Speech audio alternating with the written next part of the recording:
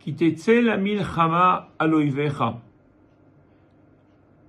Bon nombre de commentateurs nous disent que la guerre dont la Torah parle dans cette paracha est la guerre contre le Yetzer Hara. En effet, Ki tetze la milchama untano, on te le donnera, au lieu de dire on vous les donnera, c'est-à-dire les ennemis, on te le donnera. C'est ce qui amène les commentateurs à nous dire qu'on parle du Yetzer Hara, le combat contre le mal. Et il y a ici, dans ce simplement premier verset, tous les outils pour pouvoir lutter contre le mal. Et nous allons simplement étudier le premier verset et grâce à cela, avoir en notre possession des armes contre lui. Ki tetze la milchama. La première chose, c'est sortir. Lorsque tu sortiras, ki tetze. On ne peut pas se préparer à lutter contre quelque chose en restant passif, en étant oisif. C'est pas possible. Il faut d'abord se mettre en mouvement, bouger, avancer, se dire que il n'y a qu'en faisant des choses que on pourra avancer.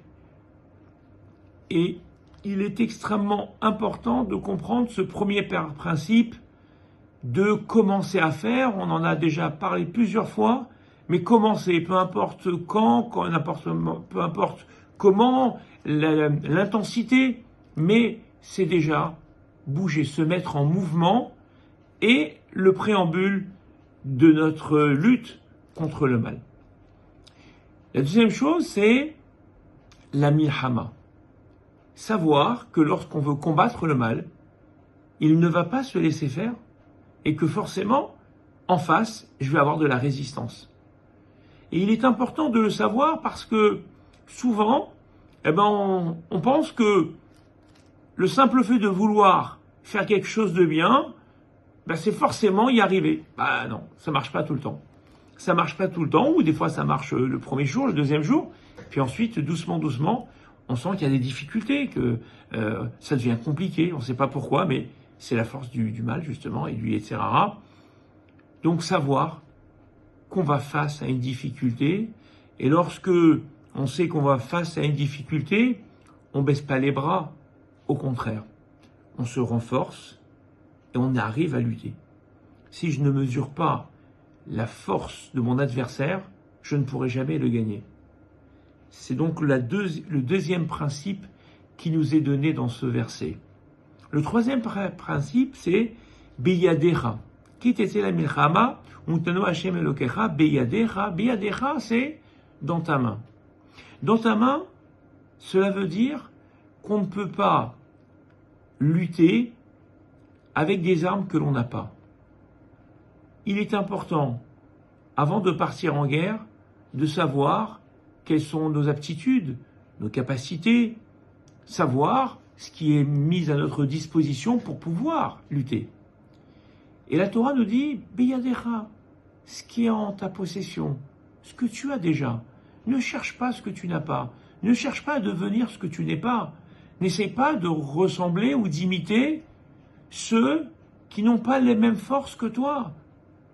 Ça sert à rien. Tu pars déjà perdant. Pars avec ton potentiel, avec tes capacités.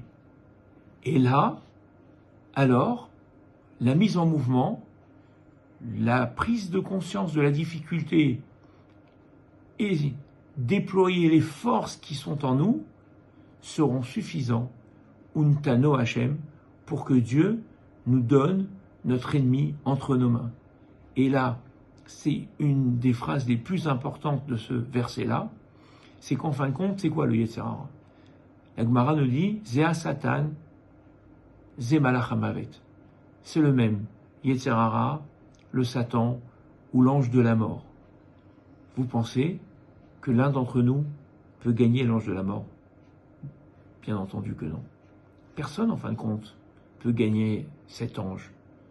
Alors, Comment arrive-t-on à surmonter le mal? Tout simplement, lorsqu'on prend l'engagement de vouloir le faire. Et c'est ce que Dieu nous dit. Si tu te mets en mouvement, si tu te mets en perspective, tu es conscient de ce qui va t'arriver et que tu mets toutes les forces qui sont en toi, à ce moment-là, eh bien, Dieu te donnera le Yetzer Hara. En fin de compte, à chaque fois qu'on gagne notre mauvais penchant, c'est un grand cadeau de Dieu. Et parfois on se dit, mais où est Dieu? Mais Dieu, il est dans chacune de nos actions, et à chaque fois qu'on arrive à réaliser quelque chose, un tant soit peu, à chaque fois qu'on arrive à gagner un combat, il faut savoir que ce combat n'a pas été gagné, mais il nous a été donné par Dieu, tout simplement, parce qu'on a été des déclencheurs. Donc, essayons de déclencher justement cette intervention de Dieu pour qu'il nous soit toujours là dans notre plus grande des protections, qui nous donne toujours cette aide pour pouvoir surmonter le mal, pour pouvoir être plus en adéquation avec nos ambitions de vie et pour que nous puissions vivre nos rêves. Shabbat Shalom.